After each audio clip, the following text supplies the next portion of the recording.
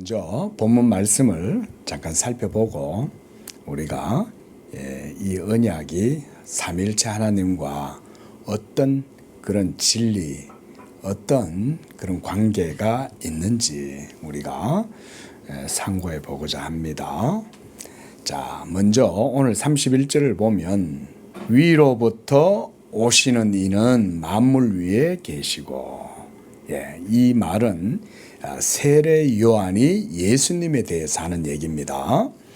위로부터 오시는 이란 바로 하나님의 메시아 예수 그리스도를 얘기하는 겁니다. 그는 위에서부터 오시는 것이다. 자, 이 의미도 좀 이따 살펴보고, 또 만물 위에 계시는 분이다 그랬어요. 이것은 말하자면 위로부터 오시는 이의 존재성을 말하는 거예요. 예수님은 만물 위에 계시는 분이다, 이런 말이죠. 만물 위에 계신다는 말은 우리가 살아가고 있는 우주와 세계를 초월해 있는 그 영역에 있다, 이런 얘기입니다. 그래서 위에 계신다는 거예요. 위라는 말은 위치나 지역을 말하는 게 아니에요. 위치나 지역이 아닌 존재성을 말하는 거예요. 우리의 존재와 우리의 시공간 역사를 초월해 계시는 바로 그분이 위로부터 오셨다. 그럼 그 위에는 뭐가 있을까요? 하늘이 있겠죠. 그런데 하늘도 그래 따지면 우리가 어떤 위치, 공간 뭐 이런 것들을 차지하고 있다 할지라도 우리가 생각하는 이런 차원의 위치하고 개념하고 틀려요. 그래서 사도 바울이 하나님의 성령에 이끌림 받아 가지고 어디를 갔다 왔어요? 기도하다가 삼층천을 갔다 오잖아요. 삼층천이란 말은 무슨 말이냐면 우리의 차원을 넘어서 있는 차원이다, 이런 말이에요. 그게 삼층천이란 말은. 그러니까 우리는 우리의 차원에서 이 세계 속에서 삶을 살아가지만 하나님의 존재는 그것 이상 계시죠, 그렇죠? 이렇게 한번 생각해 보세요. 자, 개미들 속에 개미들의 세계가 있습니까, 없습니까? 예. 동물의 왕국 보셨죠? 여러분 동물의 왕국 안 보신 분 계십니까? 저녁 6시만 되면 동물의 왕국 했잖아요, 옛날에. 요즘도 합니까? 근데 동물의 왕국을 보면 동물들 세계 속에 이렇게 이 마이크로 이런 스코프를 가지고 들여다보는 거죠. 그러면 그 작은 개미들, 그들 속에도 질서가 있죠, 그렇죠? 여왕개미가 있고 일개미가 있고, 또 밖에서 적이 침투해 들어오면 그 적을 또 물리치기 위해서 자기들의 집을 지키기 위해서 또 막 힘을 다하고, 또 먹이를 구하러 가려면 어떻게 합니까? 서로 프로토콜이 있죠, 그죠? 야, 저쪽에 가면은 먹이가 있어. 어떻게 아는지 말도 안 하는데 서로 다 알죠. 정말 신기하지 않습니까? 그래서 그들의 세계가 이루어져요. 제가 한 번은 개미 집을 이제 곤충 학자들이죠. 이분들이 개미가 땅 속에다가 집을 짓고 있는 거를 이 사람들이 그대로 그 집을 이제 발굴을 해내는 걸 본 적이 있어요. 여러분 얼마나 하냐면 정말 우리 여기 이 작은 예배당이지만 우리 예배당 크기만한 집이 땅 속에 있는 거예요. 그걸 어떻게 추출해내냐면 그 개미집 속에다가 주물을 집어넣는 거예요. 아니 남이 사는 집에다가 막 이렇게 그 주물 형태를 갖다가 그 속에다 집어넣어 가지고요. 이게 그대로 굳으니까 꺼내니까 그 속에 어마어마한 세계가 들어가 있는 거예요. 자, 그런데 그들이 살아가는 그런 세계가 있지만 또 우리의 세계가 있죠, 그죠? 우리 인간들도 세계와 국가와 사회와 민족, 공동체를 이루면서 삶을 살죠, 그렇죠? 자, 지금 무슨 얘기냐면 하나님의 존재도 하나님의 존재성에 합당한 그 세계와 나라가 있는 거예요. 이런 걸 우리가 성경 속에서 영적인 개념을 우리가 이해를 할 필요가 있죠. 그래서 세례 요한은 자기 뒤에 오는 그 예수 그리스도를 일컬어서 위로부터 오시는 이다라고 말하는 거예요. 그는 육신을 취하신 성육신하신 하나님의 아들이시고 육신을 가지신 인성일지라도 그는 만물 위에 계시는 분이다. 이렇게 얘기를 하고 있습니다. 그래서 땅에서 난 자는 땅에 속하여 땅에 속한 것을 말하지만 하늘로부터 오시는 이는 만물 위에 계시나니. 그러니까 만물 위에 계신다는 말은 우리가 살아가는 이 모든 세계와 질서를 초월해서 그 영역에 계신다 이런 말이죠, 그렇죠? 그걸로 그래서 우리가 이제 개미와 우리와 비교해봐도 알 수 있잖아요. 개미들이 우리의 세계를 이해할 수 있겠어요? 개미들은 그냥 개미들의 삶을 사는 거예요. 하나님께서 우리를 보시면 그와 같지 않을까요? 그렇죠? 예? 그래서 하나님이 야곱을 일컬어서 지렁이 같은 너 야곱아 그러잖아요. 예? 야곱을 일컬어서 지렁이 같다고 그러는 거예요. 예? 지렁이도 세계가 있잖아요. 땅 속에. 그렇죠? 지렁이가 그 속에 혼자 꿈틀꿈틀대는 게 아닙니다. 지렁이도 지렁이의 세계가 땅 속에 있는 거예요. 그들도.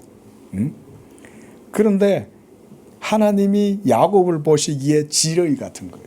그러니까 지렁이 같은 너 야곱아. 얼마나 우리가 참 인생이 참 연약하고 비루합니까? 그러니까 하나님께서 지렁이의 비유를 하는 거죠. 하나님 보시기에 우리는 그런 존재가 아닐까요? 그렇죠? 그런데 그런 우리와 하나님이 언약을 맺으셨다는 이런 사실을 우리가 생각해 보면 그 자체가 하나님의 무한한 자비와 은총이 거기 있다는 것을 우리는 알 수 있겠죠. 상대할 가치가 있어야 상대를 하지. 그죠? 상대할 가치도 없는데 하나님이 왜 상대를 해주냐 이거예요. 그것은 하나님의 지극한 자비를 그와 같이 우리에게 나타내 보여 주시기 위해서 그렇게 하시는 거예요.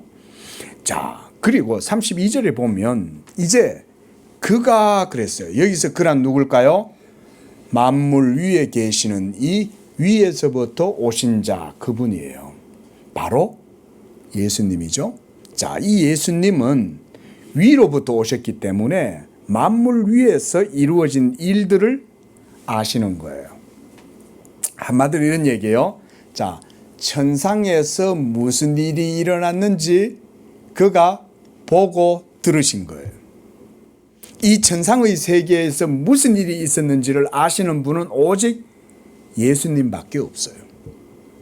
예수님만이 하늘에 있었던 만물 위에 초월해 계시는 하나님에게서 일어났던 일들을 보고 들은 것을 우리에게 알려주실 수 있는 분이 바로 예수님 그분밖에 없다.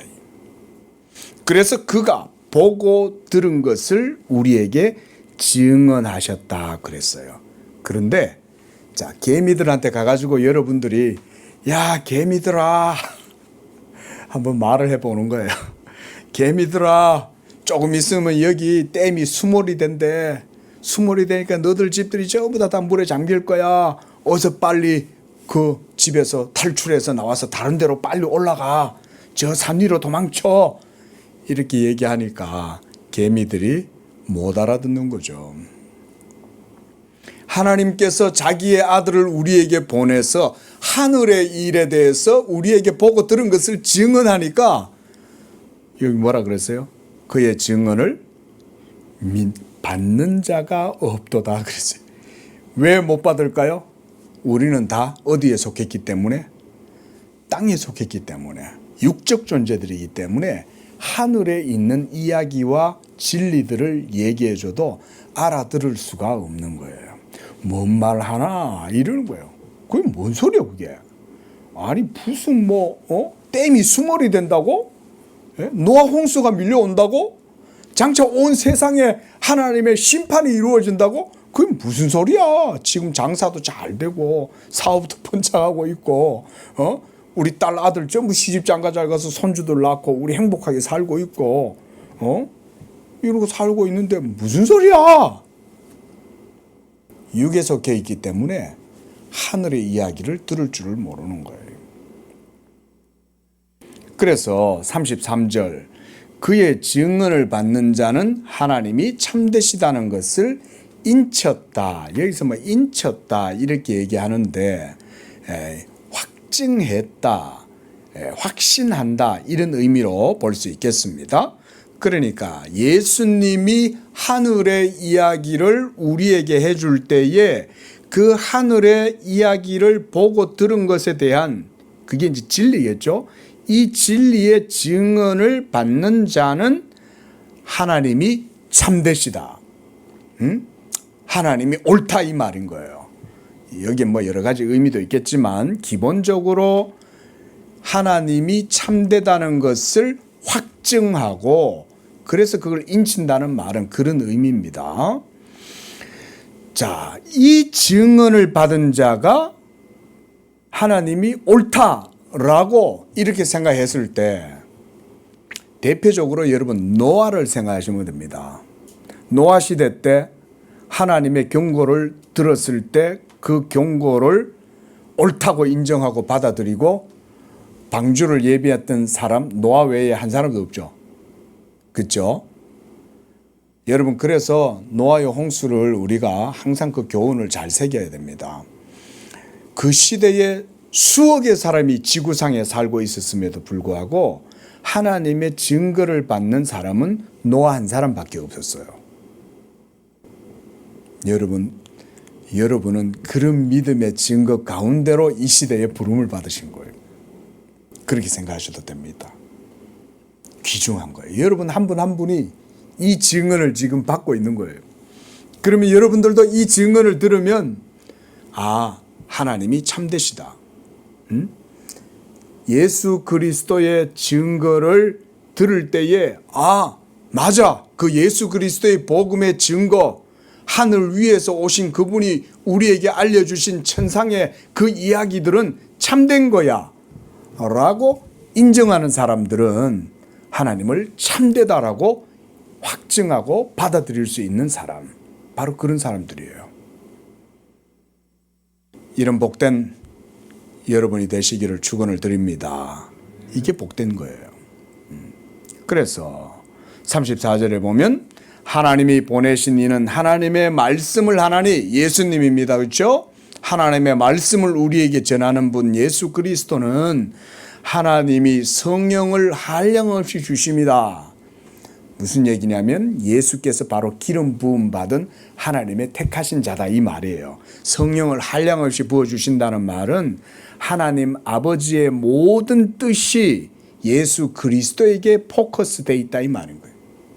그에게 모든 하나님의 뜻이 거기에 포커스가 맞춰져 있기 때문에 하나님이 예수 그리스도에게 성령을 한량없이 부어주심으로써 하나님의 일들이 이루어지도록 하시는 거죠. 그가 바로 하나님의 기름 부음 받은 자, 택하신 자이기 때문에 성령을 하나님께서 메시아 그리스도에게 충만하게 부어주시는 거예요. 자, 이렇게 해서 35절에 아버지께서 아들을 사랑하사 만물을 다 그의 손에 주셨다 그랬습니다. 자, 바로 위에서부터 오신 자, 만물 위에 계신 바로 그분을 우리가 그의 증거를 받을 때에 이제 아버지께서 이 아들을 사랑하셔서 모든 만물을 다 아들의 손에 주셨다 그랬어요. 자, 이런 걸 우리가 하나님 안에 있는 언약이다. 우리가 이렇게 이제 이해를 합니다. 자, 하나님께서 우리가 오늘 어린이가 성과암송을 했습니다. 이름으로 하나님이 그를 지극히 높여 모든 이름 위에 뛰어난 이름이 되게 하셨다라고 하는 그런 게 바로 이런 언약이에요. 하나님께서 아들에게 만물을 다 그 아들에게 주신 거예요. 그리고 이 아들을 주셨기 때문에 이 아들을 믿는 자에게는 영생이 있다 그랬습니다. 자, 여기서 아들을 믿는 자, 이 믿는 자들에게는 뭐가 있어요? 바로 33절에 그의 증언을 받는 거예요. 이게 믿는 거예요. 자, 다시 한번 설명해 드리겠습니다. 아들을 믿는다는 말은 뭐냐면 바로 그 33절에 나오는 그의 증언을 받는다 라는 말과 같은 말이에요. 자, 조금 더 제가 설명해 드려볼게요. 자, 하늘에 일어나는, 천상에 일어나는 영적인 진리, 영적인 이야기들을 듣고 이해를 하려면 어떻게 해야 그걸 이해할 수 있어요? 육적인 사람은 이해를 못한다 그랬습니다. 그렇죠? 육에 속한 자, 땅에 속한 자들은 하늘의 증거를 받을 수 없다 그랬어요. 근데 하늘의 증거를 받는 이들은 바로 어떻게 그걸 받을 수 있습니까? 성령도 맞는 말이에요. 그러긴 한데 오늘 본문에서는 36절에서 아들을 믿는 자다 그랬습니다. 그러니까 이런 얘기예요. 아들을 믿는 자들은 예수님이 하늘의 이야기를 해주면 그 이야기를 받아들일 수가 있는 거예요. 그래서 아들을 믿는 자가 그 진리, 하늘의 것들을 받아들이기 때문에 그들에게는 영생이 있고, 또 이 아들을 순종하지 않는 자들은 육에 속한 자들이죠. 그러니까 그들은 아들이 보고 들은 걸 증언해도 그거를 받아들일 수가 없는 거예요. 이해할 수가 없는 거예요. 왜냐하면 그들은 육에 속한 자요, 땅에 속한 자들이기 때문에. 근데 이런 사람들은 똑똑해. 예? 육에 속한 자들은 얼마나 똑똑한지 몰라요. 왜 똑똑한지 아세요? 먹고 사는데 아주 민감하기 때문에 똑똑한 거예요. 어떻게 하면 내가 쟤보다 한 개를 더 차지할 수 있을까? 게임의 법칙을 이 사람들은 아주 민첩하게 깨달아요. 그래서 이 사람들은 그냥 막 이게 뇌의 지능하고 철저하게 연결이 되어져 있어요. 뭘 하나를 해도 이 사람들은 다 계산이 이루어져 벌써. 직관적으로 모든 게 계산이 다 돼. 그래서 어떻게 하면 내가 저 사람보다 훨씬 더 많은 것들을 차지할 수 있겠다. 이게 벌써 본능적으로 새겨져 있어요, 이런 사람들은. 그래서 계산을 잘해요. 게임에 아주 능수능란해. 여러분 게임 못한다고 그래서 예수 믿는 분들은 게임 잘 못해도 돼요. 우리가 계산하고 우리가 게임의 법칙을 잘 안다고 해서 하나님이 복을 주시는 건 아니니까. 하나님이 복을 주시는 그 복을 받고 사는 게 최고지. 지가 게임을 아주 잘하고 머리를 잘 돌려가지고 이 생존 법칙을 아주 능수능란하게 아주 다루고 뭐 이렇게 한다고 해서 여러분 복을 받지 못합니다. 흙에 속하고 육에 속한 사람들은 자기 자신의 이익과 이런 계산하는 데는 엄청 빨라요. 근데 영적인 얘기를 해주면 하나도 이해를 못해. 영적인 것을 이해하는 데는 너무나 둔해요. 예수 그리스도를 믿고 옛자는 죽고 영적으로 새 생명을 얻고 변화되고 회심하고 거듭나고, 그래서 영적 새 생명이 믿는 자 속에서 역사하고 그 믿음으로 하나님을 섬기고 그 가운데 성령을 힘입고 하나님을 영화롭게 하고, 그래서 그 가운데 기도하고 하나님의 나라와 의를 위하여 살아가고, 이런 개념들은 그들 속에 하나도 없어요. 육적인 것밖에 몰라. 육적인 것밖에. 그러니까 예수를 안 믿는 거예요. 믿을 수가 없는 거예요. 믿으려고 해도. 이런 사람들은 예수를 안 믿는 대신 뭘 하는 걸 좋아하느냐. 절간에 가가지고 공양 드리는 거를 훨씬 더 합리적이라고 생각을 하는 거예요. 그게 더 쉬워요. 내 힘으로, 내 도덕적 선행으로, 내 지혜로, 내 열정으로 뭔가를 하면 그게 훨씬 더 지혜로워 보이는 거예요. 그러니까 십자가를 못 믿는 거예요. 왜냐하면 십자가는 우리들의 모든 의와 우리들의 모든 자랑을 거기에 다 못 박을 수밖에 없고, 나는 죽고 내 안에 예수가 살아나야 되는 게 십자가인데, 육에 속한 사람들은 이런 십자가가 미련하고 어리석게 보이는 거예요. 그럴 수밖에 없어요. 왜? 내가 살아있고 내가 하고 내 열정과 내 지혜가 중요하다고 생각하기 때문에 그런 걸 받아들일 수가 없는 거예요. 그게.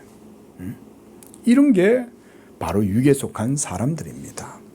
그래서 이와 같이 이제 아들을 믿는 자, 아들의 증거를 받는 그 사람들에게는 영생이 있는 거예요. 하나님이 그들에게는 이 영생을 약속하신 거예요. 언제부터 약속하셨냐면 만세전부터 그리스도 예수 안에서 내 아버지께 복받을 자들이여 너희에게 예비된 나라를 상속받으라 그러는 그들에게는 영생이 만세전부터 예비되어져 있는 거예요. 그런데 순종하지 않는 자들에게는 그러면 뭐예요? 반대로 그들에게는 이 하나님의 선택과 예정이 있었어요? 없었어요? 없었다는 거예요. 그렇기 때문에 그들이 순종하지 않는 거예요. 자, 역으로 보면 그런 의미죠. 그래서 36절 말씀 하반절 보세요. 아들에게 순종하지 아니하는 자, 즉 믿지 않는 자는 영생을 보지 못하게 되고 이런 의미예요. 영생, 하나님이 만세전부터 예비했던 그 영생, 이것을 그들은 못 봐요. 도리어 그들 위에는 뭐가 있어요? 하나님의 진노가 그 위에 머물러 있다 그랬어요. 너 믿을래? 안 믿을래? 라고 이렇게 말하는 시점에서부터 진노가 머물게 된 게 아니에요. 나 안 믿을래요. 나 예수 안 믿을 거예요. 이렇게 말할 때부터 하나님의 진노가 그 위에 있는 게 아닙니다. 이미 그들이 나기도 전부터 아담 안에서 벌써 하나님은 하나님의 진노가 그들 위에는 머물러 있는 거예요. 진노가 머물러 있기 때문에 이 사람들은 영생을 알지를 못하는 거예요. 그리고 그들은 육적일 수밖에 없어요. 그러니까 육으로만 그냥 살아가는 거예요. 근데 하늘로부터 난 자는 바로 예수 그리스도시고 그 예수와 함께 하나님에게서 난 자들은 예수를 믿게 되고 예수의 증거를 받음으로써 영생이 그리스도 예수를 믿는 믿음 가운데 있다는 것을 알고 하나님을 참되시다라고 하며 확증하고 인치는 거예요. 여기서 인친다는 말은 그런 의미예요. 아, 하나님이 맞아. 여러분 이 세상에서 조금 논외긴 하지만 우리가 참과 거짓을 분별할 수 있는 기준이 있습니까? 없습니까? 이 세상에? 이 세상은 참과 거짓을 구분해낼 수 있는 기준점이 아주 빈약합니다. 없다고 할 수는 없지만 아주 빈약해요. 왜냐하면 그 기준이라고 하는 것은 기본적으로 도덕적 법칙 또는 이 세계의 도덕적 질서 그 정도. 그 다음에 또 한 개가 어디 있어요? 우리의 양심에 있죠. 근데 이 정도 기준은 이게 보잘것없는 거예요. 이 정도를 가지고는 참과 거짓을 분별해낼 수가 없어요. 그러면 이제 우리에게 확실한 참과 거짓의 확실한 기준은 뭐가 되겠습니까? 첫째로 성경에 제시된 율법이 그걸 분명하게 보여주죠. 그죠? 그래서 구약시대 때 하나님께서 주신 10계명, 도덕 계율, 계명이 바로 참과 거짓을 구별할 수 있는 기본적인 기준이었지만 이거조차도 성경의 기준에서 보면 그거보다 더 확실한 기준이 있어요. 그거보다 더 확실한 기준이 뭐겠습니까? 바로 예수 그리스도에 대한 믿음이 그리고 그 믿음을 통해서 얻게 되는 증거가 참과 거짓의 확실한 구분 기준 시금석이 되는 거예요. 자, 이런 부분들은 제가 그래서 설교의 논외다 그랬습니다. 이거는 예전에 제가 강해를 하면서도 말씀을 드렸어요. 예수 그리스도는 여러분 마지막 날 하나님이 온 세계를 심판하시는 심판의 기준점입니다. 그래서 그를 믿는 자와 믿지 않는 자들이 그래서 의인과 불의한 자들로 나뉘어지는 거예요. 하나님이 자기의 말씀을 예수 믿음 가운데 딱 두셨기 때문에 예수를 믿는 자에게는 영생이 있고 믿지 아니하는 자에게는 하나님의 진노가 머물러 있는 거예요. 그 가운데 벌써 하나님이 다 판단이 이루어져 있는 겁니다. 자, 오늘 본문 말씀을 통해서 우리가 보려고 하는 것은 뭐냐면 하나님의 언약의 기원이에요. 언약의 기원. 제가 지금 벌써 시리즈로 지금 16번째 오늘 여러분께 이런 말씀을 드리고 있는 건데요. 아마 쉽지는 않으실 거예요. 그런데 여러분, 그래도 우리가 이 복음의 진리를 따라서 믿음의 증거를 쫓아가려면 하나님의 언약을 배워야 됩니다. 이 언약에 그래서 출처, 시원, 우리가 아르케라고 그러죠. 아르케. 프린키피움, 원리, 기초, 시원, 그게 뭐냐? 여러분, 남 목사가 여러분께 계속 언약에 대해서 주구장창 언약만 얘기하는 것 같죠? 그죠? 그래, 이게 근데 얼마나 중요하면 이렇게 하겠어요. 그래서 우리가 신학에서도 이렇게 말해요. 개혁 신학은 본질적으로 언약에 기초하고 있다. 모든 신학자들이 다 이렇게 얘기해요. 이 남상수 목사만의 이야기가 아니에요. 제가 재창해낸 게 아니에요. 개혁 신학 자체가 하나님의 성경을 중심으로 솔라 스크립투라 정신으로 성경을 들여다보니까 그 속에서 믿음의 눈으로 성경을 들여다보니 그 속에 언약이 보이더라 이거예요. 믿으시기 바랍니다. 믿음의 눈을 열고 성경을 읽으면 성경 속에서 볼 수 있는 게 바로 하나님의 언약인 거예요. 그러니까 당연히 이 언약을 따라서 신학을 구성할 수밖에 없는 거예요. 그게 점차 17세기, 16세기 때 신학자들이 그걸 보고 그 위에 이제 언약 신학을 점차 발전시켜 나간 거예요. 그것이 오늘날까지도 그 언약이 성경 속에 명확하기 때문에 그 개혁 신학 가운데 언약이 발전되지 않을 수가 없어요. 자, 바로 우리가 이 언약을 지금까지 여러 다양한 주제들을 가지고 지금 다루고 있었어요. 제가 크게 다 다루진 않았지만 그런대로 굵직굵직한 주제들은 대부분 다루었습니다.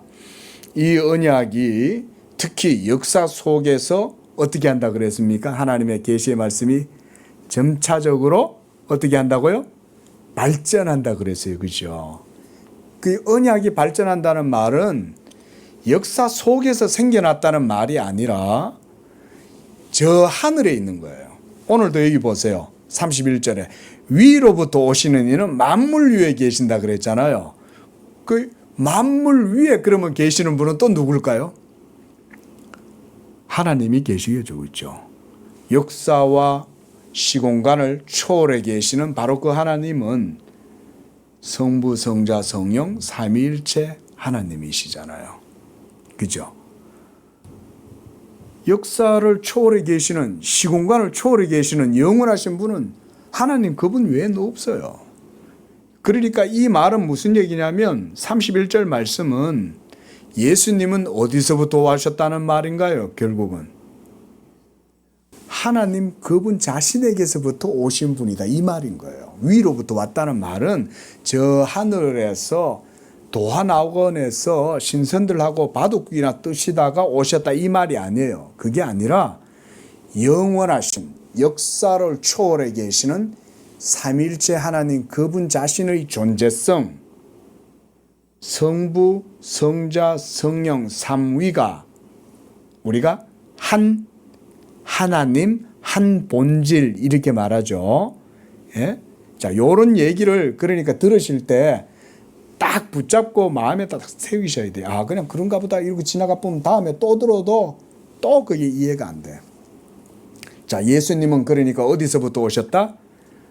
하나님 그분 자신 안에서부터 오신 거예요. 이게 만물 위에 계신다라고 하는 말의 의미입니다. 삼층천에서 오셨다 이런 얘기가 아니에요. 물론 사도 바울은 삼층천이란 말을 했지만 여러분 삼층천이란 말을 그 개념을 정확하게 정의한 사람이 있습니까? 삼층천이라는 말을 정확하게 정의할 수 없어요.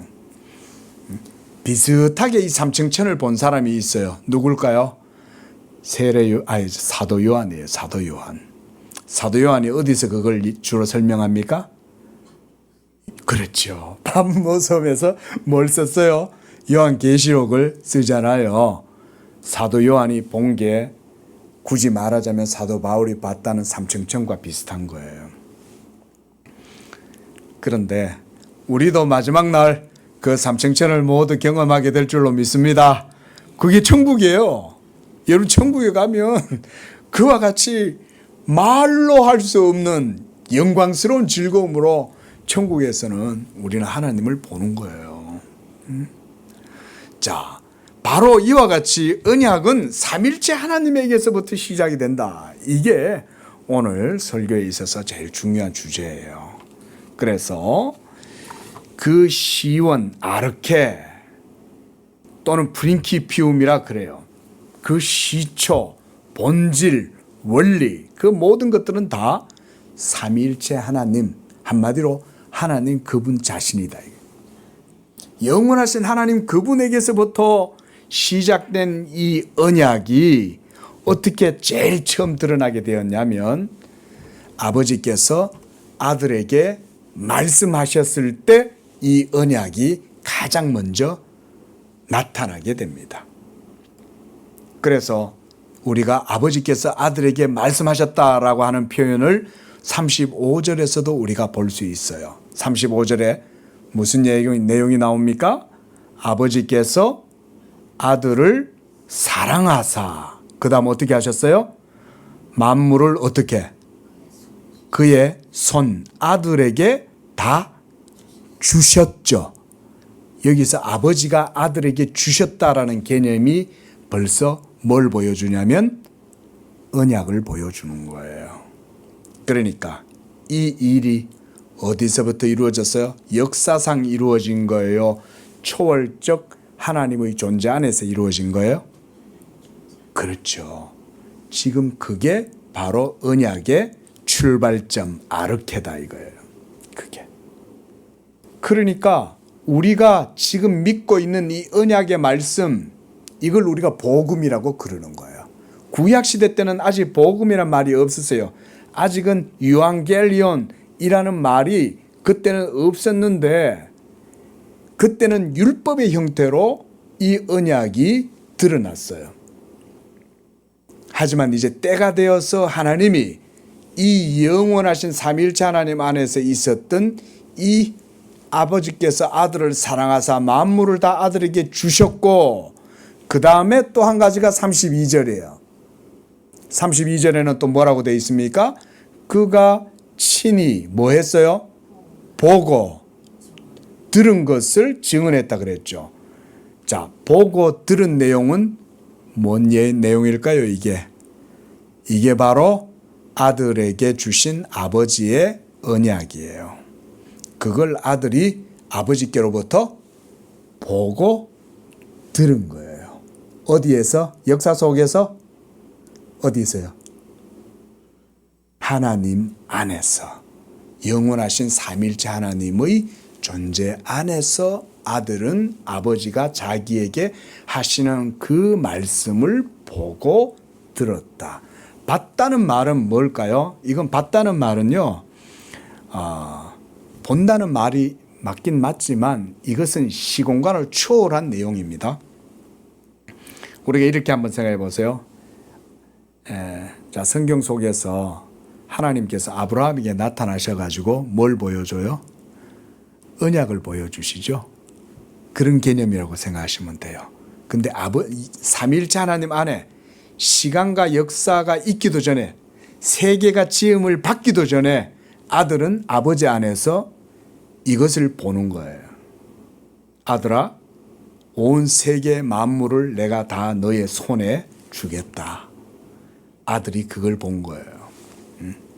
마귀도 천하만국의 영광을 예수님에게 보여주었죠. 영적인 개념에서도 이런 게 가능한 거예요. 마귀도 천하만국의 영광을 예수님에게 보여주실 수 있었어요. 봐봐, 천하만국의 모든 영광 다 내가 너에게 줄게. 마귀도 그 영광을 보고 아는 거예요. 마귀도. 그러면 하나님은 모르시겠어요? 하나님도 아시겠죠? 그런데 하나님이 모든 세계를 지으시기도 전에 벌써 아들에게 만물을 너에게 유업으로 주겠다. 그래서 바로 이런 내용들을 갖고 개혁신학자들은 삼위일체 하나님 안에 있는 이 위격 사이에서 이루어진 이것을 카운셀, 의논이다 그래요. 이 의논을 뭐라고 얘기하냐면 협약이다 그래요. 협약. 그리고 이 협약을 하나님과 사람 사이에 이루어지는 하나님과 사람 사이에 뭐가 이루어져요? 그렇죠. 그 언약을 우리가 디아데케라고 그러지만 삼위일체 하나님 안에서 이루어지는 이것은 언약이라고 하지 않고 협약이라 이렇게 말해요. 이 협약이라는 말을 우리가 원어적 의미로 하면 디아데케가 아니고 이거는 순데케라는 개념으로 이해를 해요. 순데케라는 말은 뭐냐면 동등한 입장에서의 계약이에요. 순데케는. 근데 언약은 동등한 입장이 아니라 하나님과 피조물 사이에 하나님께서 일방적으로 베풀어 주시는 그런 게 하나님께서 언약이다라고 우리가 이렇게 이해를 합니다. 그러니까 디아데케와 순데케를 신학자들은 구분해요. 그래서 하나님 사이에서 아버지와 아들 사이에서 이루어진 이 협약을 그래서 순데케다 이렇게 얘기를 합니다. 왜냐하면 아버지와 아들은 동일 본질이시기 때문에 아버지와 아들은 영광과 권능과 지혜와 능력에 있어서 동등하시잖아요. 그리고 한 우시야, 한 본질, 에센스. 하나님은 한 본질이시잖아요. 그런 삼위일체 하나님 안에서 이루어지는 영원한 하나님 사이에서 이루어진 협약. 이것을 그래서 구원협약이다라고 이렇게 말해요. 우리가 그래서 언약을 구분할 때 우리가 지난 언약사 강론까지 제가 몇 차례 첫 언약, 그 다음 옛언약, 그 다음 새언약. 아유, 그것을 기억력 좋으시다. 그래서 우리가 역사상 이루어진 언약의 형태를 첫 언약은 누구와 누구 사이에서? 하나님과 아담 사이에서 이루어진 언약이다. 그 다음 올드 테스타먼트는 하나님과 구약 이스라엘 백성 사이에서 이루어진 율법 언약이다 그랬고, 그 다음 새 언약은 예수 그리스도를 믿는 성도들과 하나님 사이에서 이루어지는 복음 언약, 이걸 새 언약이다 그랬습니다. 그렇죠? 그래도 언약서 강론을 우리 성도님들이 그래도 듣고 조금은 공부를 하셨어요. 예, 감사합니다. 자, 바로 이런 역사상에 이루어진 새 언약과 그 다음 옛 언약과 그 다음 첫 언약, 이런 것들 이전에 벌써 삼위일체 하나님 안에서 이루어진 신적 협약, 우리가 이것을 그래서 팍툼 살루티스다 그래요. 예. 팍툼 살루티스라는 말은 삼위일체 하나님 안에 있는 그 협약, 이 말인 거예요. 순데케, 그거 얘기하는 겁니다. 오늘 본문이 바로 그런 내용들을 보여줍니다. 물론 당연히 제가 오늘 본문만 택해서 그런 거지 성경의 모든 내용 속에 이 언약의 형식이 들어가 있습니다. 여러분, 다른 본문들에도 많이 있어요. 자, 그래서 이 언약의 개념을 우리가 역사 속에서 찾지 아니하고 삼위일체 하나님 안에서부터 그 개념을 찾아 들어가는 거예요. 그런데 어떤 신학자들은 삼위일체 하나님에 대한 이런 순데케 개념을 생각하지 못하다가 그저 역사 속에서 역사적 방법으로 이 언약 신학을 구성하려고 했던 자들도 있어요. 그러면 어떻게 될까요, 여러분? 자, 역사는 우리에게 나타난 거죠, 그죠? 그래서 나타난 것은 우리에게 속하였거니와 감추어진 일은 하나님께 속하였다. 이제 성경에도 그렇게 얘기하죠. 그런데 우리에게 나타난 것만 역사의 팩트입니까? 그렇죠, 권사님? 우리에게 나타난 것은 우리에게 있어서는 현재죠. 그렇죠?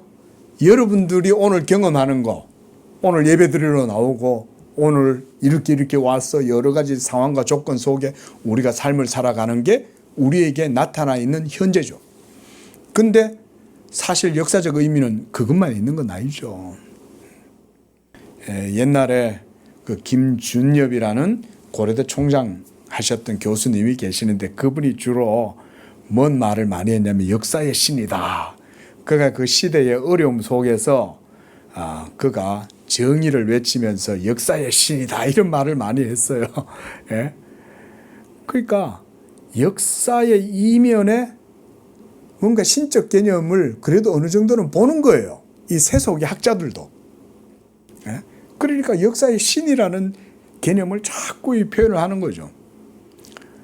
여러분, 우리가 오늘 현재 주어진 삶을 살지만 사실은 역사는 그것으로만 구성되는 건 아니죠. 그래서 제가 조금 학자들의 표현을 빌리자면 이걸 선적 역사관이다 이렇게 말해요. 선적 역사란 말은 여기서부터 쭉 시간이 이렇게 흘러가죠. 그래서 이거를 리니어다, 그 선적인 역사다 그래요. 근데 우리가 하나님의 계시의 하나님의 역사, 하나님 나라의 역사는 이렇게 흘러가는 게 아니라 어디에서 내려와요? 위에서부터 내려오죠. 저는 그래서 오늘 본문에서 위로부터 오신다 그랬잖아요. 그 위로부터 오시는 분은 이 속에 있는 게 아니라 이 위에 계시잖아요. 그렇죠? 그래서 버티칼이다 그러죠. 위에서부터 밑으로 이렇게 내려오시는 거예요. 이게 우리한테는 뭐라고 느껴지냐면 우리한테는 그 영원히, 제가 이거 오늘 서판을 준비할 걸 그랬어요. 자, 영원히 현재 속에 이루어지는 그게 우리한테는 뭐라고 느껴지냐면 그걸 순간이다 이렇게 이제 이해가 되는 거예요. 이런 걸 소위 우리가 이제 실존주의 철학자들인 키에르케고르라든가 이런 사람들은 이걸 순간이라고 이해를 했어요. 순간. 영원이 있긴 한데 현재 나도 있잖아요. 나는 영원은 아니에요. 그런데 영원이 있는 거예요. 그 영원이 우리의 시공간 속에 그 모습을 드러낼 때는 그게 번쩍하고 순간에 드러났다가 사라지는 것 같은 거야. 이런 식으로 이해를 했어요. 실존주의자들이. 그러나 저는 그런 걸 받아들이질 않습니다. 그것은 단지 인식론적인 표현일 뿐이에요. 하나님은 순간으로 우리에게 계십니까? 어떻게 계십니까? 우리 안에 내주에 계시죠, 그죠? 우리 안에 영원히 계시지만 우리 안에 계시잖아요. 번쩍하고 있다가 사라지는 게 아니에요. 예? 강에서 이제 낚시를 하다 보면 뭘 경험하냐면 물속에서 번쩍거려요. 집사님, 물속에서 번쩍하는 거 뭐예요? 예? 물속에서 뭐 번쩍하다 사라지잖아요. 뭡니까? 물고기 비늘에서 비치는 빛이죠, 그죠? 하나님이 우리에게 그렇게 계십니까? 하나님은 우리에게 그렇게 계시지 않죠. 하나님은 이미 예수 그리스도를 통해서 우리와 뭐 하셔요? 연합하시고, 그래서 우리 안에 계시죠, 그죠? 그래서 하나님은 우리에게는 순간에 계시는 게 아니라 우리 안에 영원히 거하시는 거예요. 이런 게 그래서 우리가 실존주의자들의 개념을 못 받아들이는 거예요. 실존주의자들은 나름대로 지극히 표현을 했어요.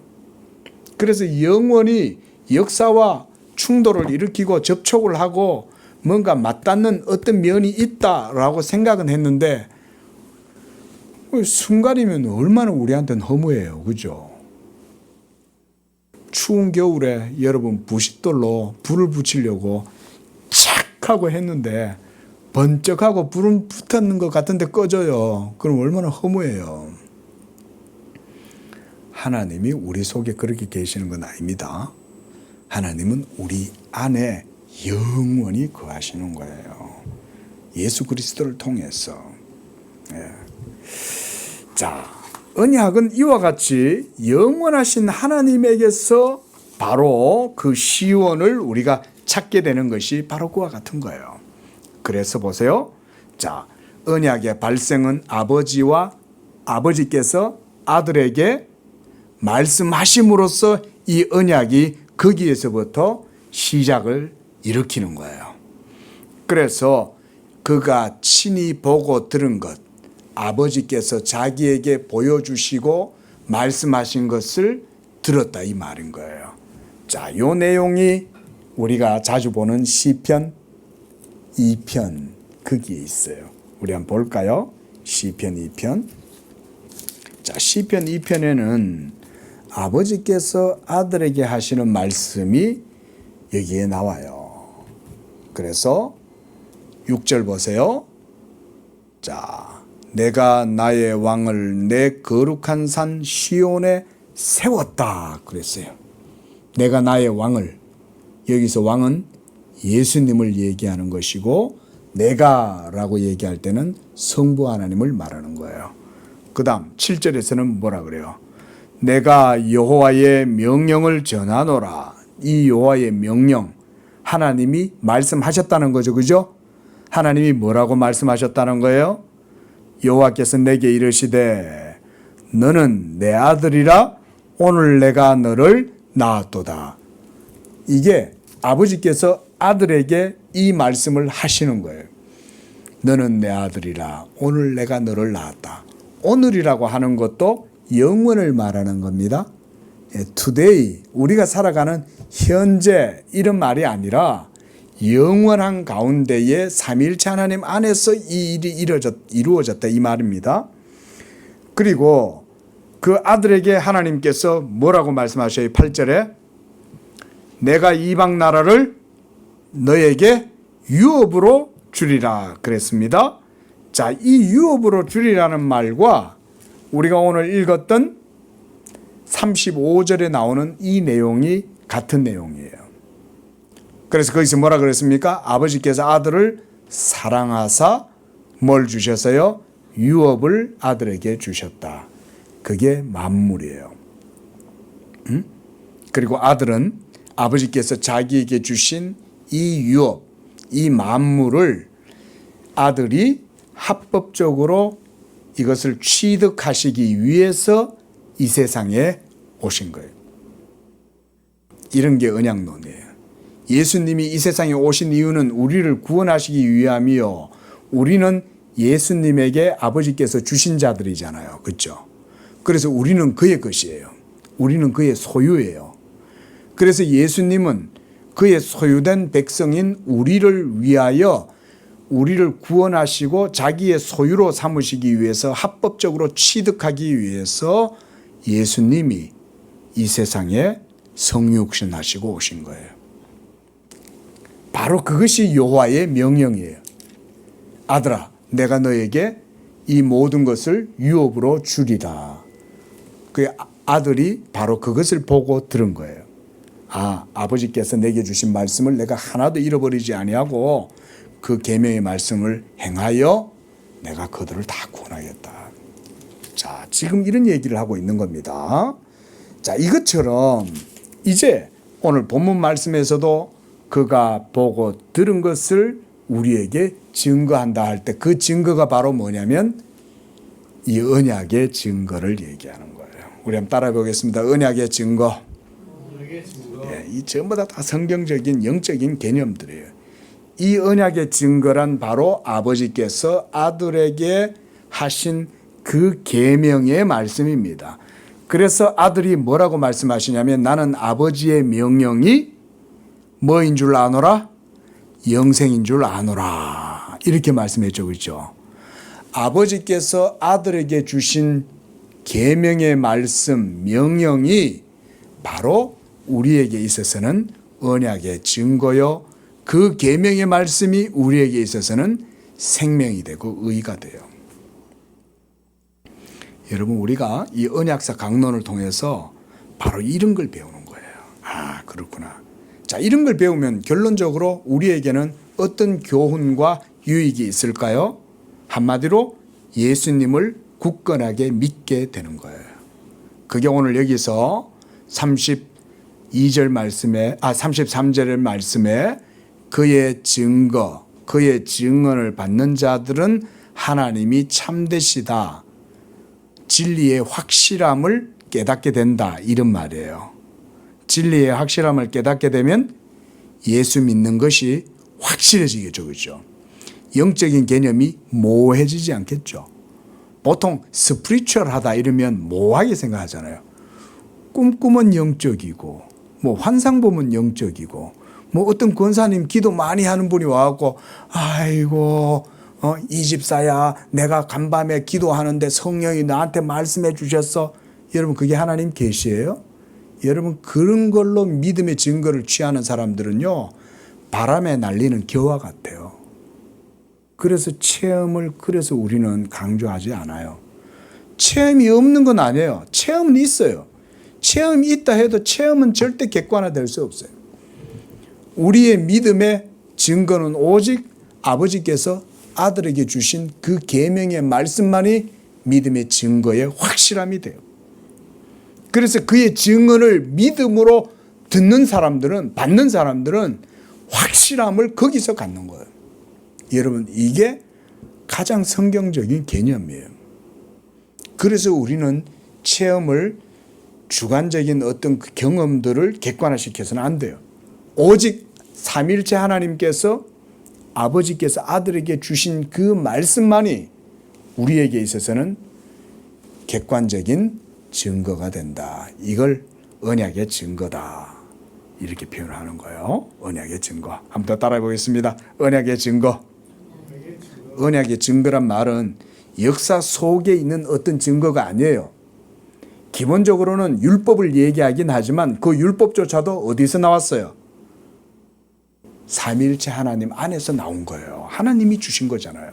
이 율법은 어디서 생겼습니까? 역사 속에? 언제 생겼어요? 대답해 보세요. 율법 계명이 어디서 생겼어요? 처음에? 구약 성경에서 우리가 봤잖아요. 어디서 생겼습니까? 율법은? 하나님이 어디서 주셨어요? 그렇죠. 율법은 거기서 생겨난 거예요. 역사적으로 처음 생겨난 건 시내산에서 생겨난 게 역사적으로 처음 생겨났어요. 그런데 그 율법을 주신 분은 누구예요? 모세가 쓴 거예요? 하나님이 쓴 거예요? 하나님이 직접 쓰신 거죠? 그러면 하나님은 그 율법의 계명을 여호와께서는 그 율법의 계명을 어디서 보고 듣고 적은 거예요? 다시 한번 32절 함께 읽어보겠습니다. 시작. 그가 친히 보고 들은 것을 증언하되 그의 증언을 받는 자가 없다 그랬잖아요. 그가 누구예요?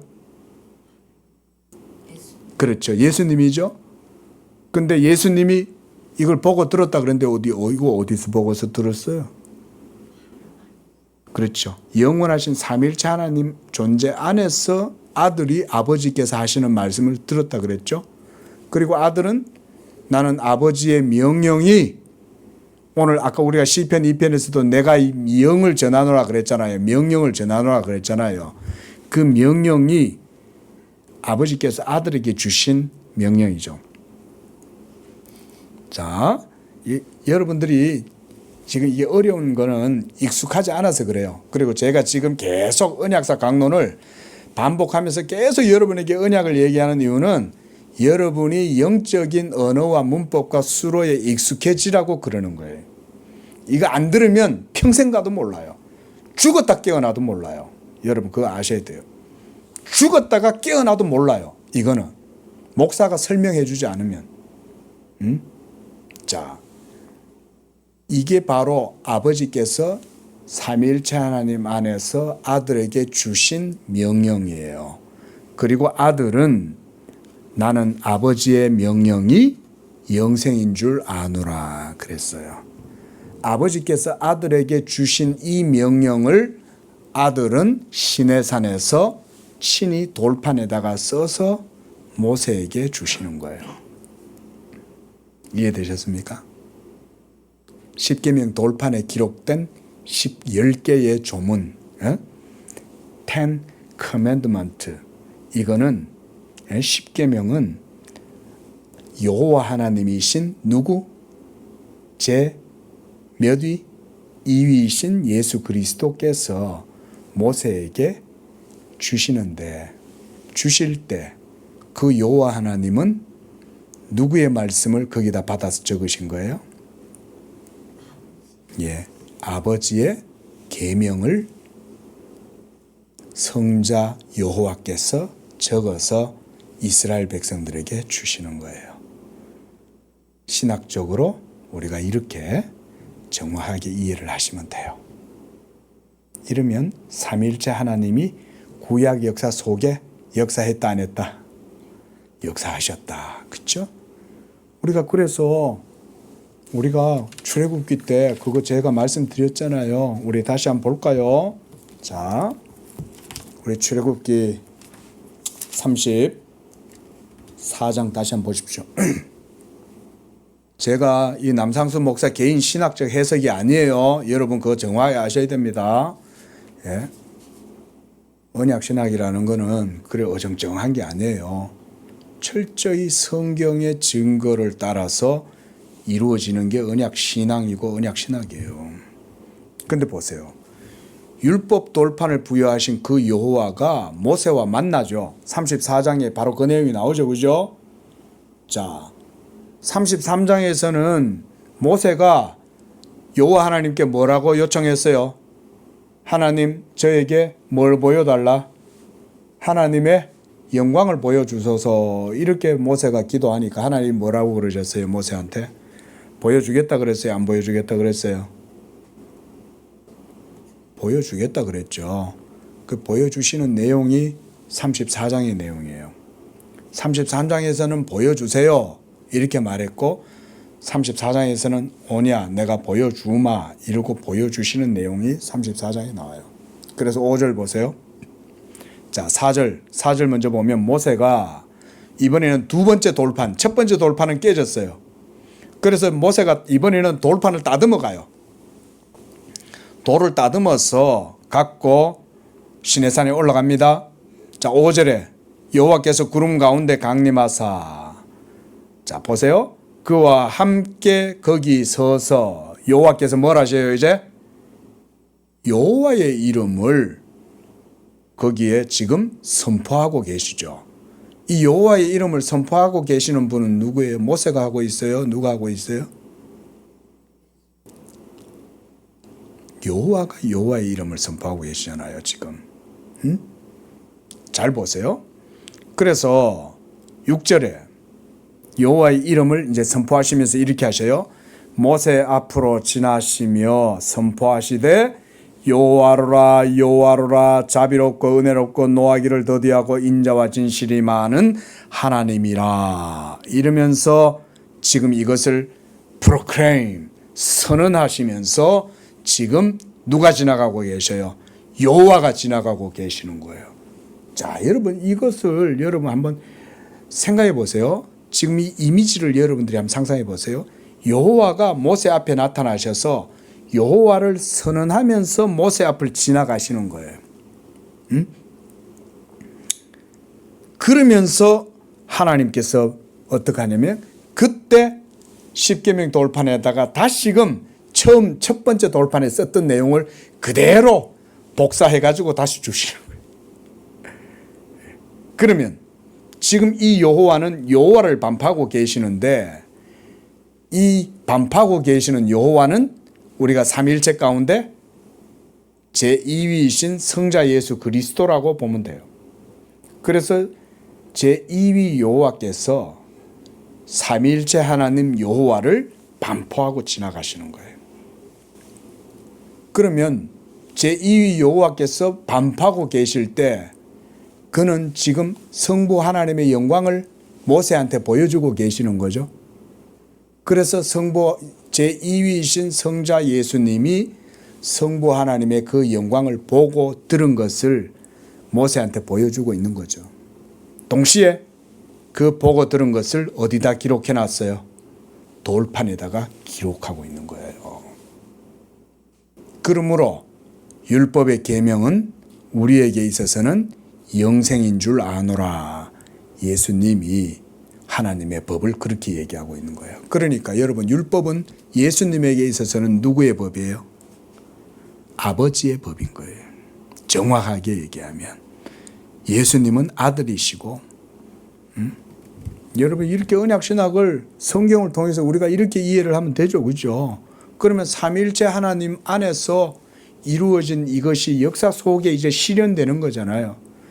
그런데 그것이 먼저는 아브라함에게 언약으로 주어졌지만 400년 후에 예수님이 율법 돌판에다가 그 언약의 증거를 친히 계명 법조문으로 적어가지고 주시는 거죠.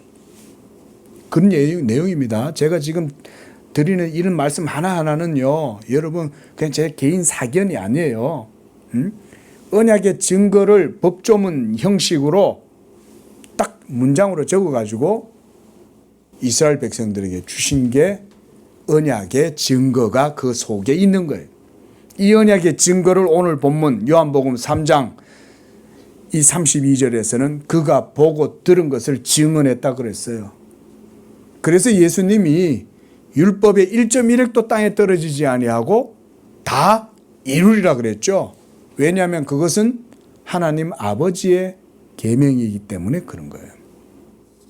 그러므로 우리가 바로 이런 언약의 시원을 삼위일체 하나님 안에서 이루어지는 것이다 그랬습니다. 그래서 제가 오늘 여러분들께 이 우리가 유명한 화란의 개혁 신학자 헤르만 바빙크의 글을 여러분들에게 제가 소개를 하려고 그래요.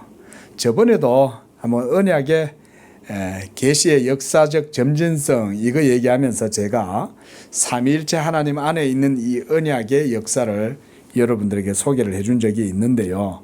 그것은 제가 하나님의 큰일이라는 마그넬리아 데이라고 하는 책에서 제가 발췌를 해서 여러분들께 알려드렸고, 오늘 여러분들에게 소개해드리는 이 글은 그 바빙크가 쓴 개혁 교의학이라고 하는 큰 책이 있어요. 이것은 말 그대로 신학 전문가들이 볼 수 있는 그런 책인데요.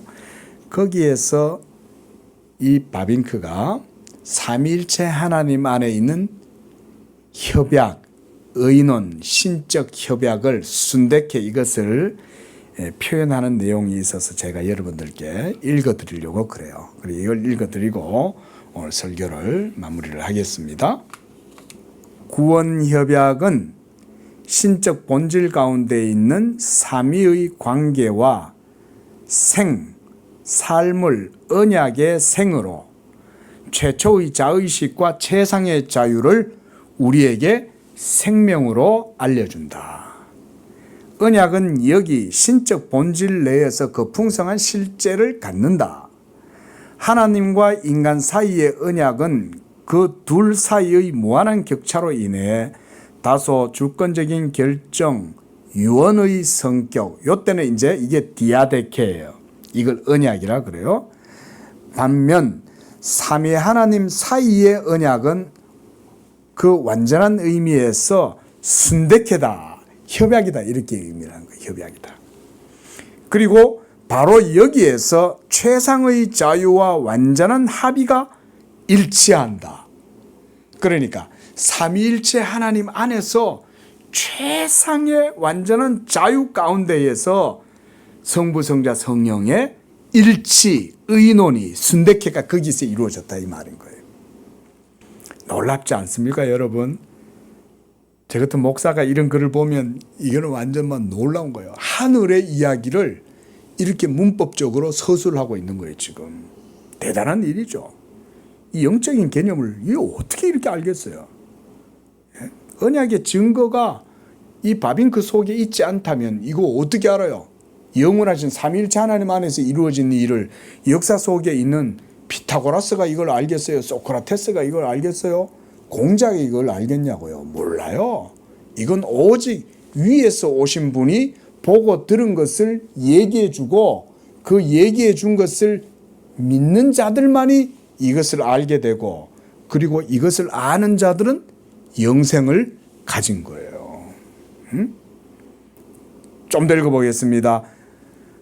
구원 사역은 삼위 하나님의 사역이며 이를 위해 모두가 협력하고 그 가운데 각 위격은 자신의 독특한 사명을 수행한다. 성부는 성부 하나님의 사역을, 성자는 성자 하나님의 사역을, 성령은 성령 하나님의 사역을 이렇게 하신다. 그래서 구원 협약에서 구원 사역의 신적 아름다움이 완전히 드러난다. 오늘 제가 설교를 통해서 여러분들에게 이 신적 협약의 아름다움을 언약을 통해서 제가 지금 말씀드리고 있는 거예요. 이것은 탁월한 신적 사역이다. 하나님이 인간 창조 시 미리 의도를 스스로 숙고했듯이 재창조에서, 그러니까 새 창조죠. 이게 새 언약입니다. 이 새 창조에서 삼위의 각 위격은 더욱 자신의 위격의 구별적 특성을 드러낸다. 그래서 구원 전체 사역은 하나님 한 분의 사역이지만 그 안에서 성부, 성자, 성령이 함께 고안하고 확정하고 수행하고 완성시키는 이 모든 일들을 바로 삼위일체 하나님이 하신다. 이렇게 말하는 거예요. 자, 말씀을 맺겠습니다. 다른 내용들도 더 있지만, 결국은 모든 언약의 시원, 아르케, 원리, 프린키피움, 이거는 바로 성부, 성자, 성령, 삼위일체 하나님, 그분에게서 이루어지는 것이다. 그리고 성경은 바로 그런 언약의 증거를 이 속에 다 기록해 놓은 언약의 증거의 책이다. 그래서 그렇게 증거하고 있습니다. 예수 믿는 우리에게는 이 언약의 증거가 있는 줄로 믿으시기를 바랍니다. 목사가 이렇게 여러분에게 이 언약의 증거를 얘기를 해주면 여러분들은 이제 이걸 믿음으로 그게 이해가 되는 거예요. 아, 그런 거구나. 하나님이 그렇게 하셨구나. 그리고 예수님이 영원하신 하나님에게서부터 위로부터 우리에게 오셔서 아버지에게서 보고 들은 것을 우리에게 전해 주었고, 이제 남상수 목사도 예수 믿음을 우리에게 이렇게 증거하고 있는 거구나. 이 복음을 여러분들이 들을 때에 그 가운데서 우리는 이 언약의 증거를 취하게 되는 것입니다. 자, 오늘 여기까지 보겠습니다. 자비로우신 하나님 아버지, 이와 같이 우리는 육에 속하였고 땅에 속하였고 흙에 속하여 그저 흙을 파먹고 흙에서 난 것만이 다인 줄 알고 그렇게 살아가지만 위로부터 오신 자는 만물 위에 계시고 삼위일체 하나님 안에서 그가 보고 들은 것을 이제 우리에게 전해 주심으로써 그 언약의 증거가 이제 우리에게는 생명이 되게 하시고 구원이 되게 하시고, 우리가 그 계명의 말씀을 듣고 믿을 때에 그 믿음으로 하나님은 우리를 의롭다 하시고 우리를 또한 인치시고 보증으로 성령으로 우리를 거듭나게 하시는 줄로 믿습니다. 우리 양재교회 성도들 이와 같이 이 언약의 증거를 믿음으로 받고 그 예수 믿는 믿음 안에서 영생을 취하고 하나님의 언약의 복을 누리는 복된 그런 모든 성도들 되게 하여 주시고 축복하여 주시옵소서. 예수님의 이름으로 기도합니다. 아멘.